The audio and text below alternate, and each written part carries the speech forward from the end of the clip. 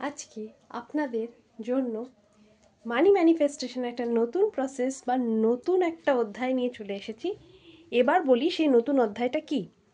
এবার সেই নতুন অধ্যায়টা হলো টি হার্ভ একারের ওয়েলথ মানি ফাইলস নাম্বার 8, যেখানে বলা হচ্ছে যে যারা ধনী ব্যক্তি হয় তারা নিজেদেরকে সেল করেন, নিজেদেরকে প্রমোট করেন, আর তারা মনে করেন তারা নিজেরাই নিজেদের ব্র্যান্ড, যার কারণে তারা দিনে দিনে আরও ধনী হতে শুরু করেন।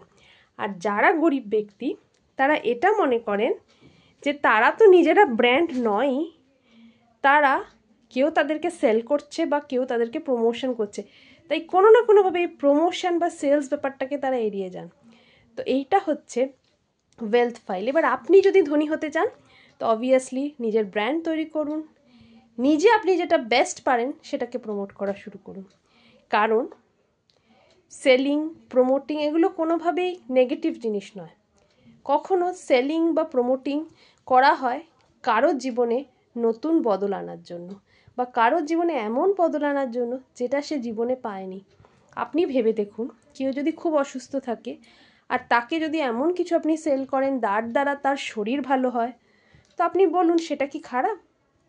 হ্যাঁ, সেখানে একটা পয়সা বা এনার্জি এক্সচেঞ্জ হচ্ছে অবভিয়াসলি, কিন্তু সেখানে সে ভালোও হচ্ছে।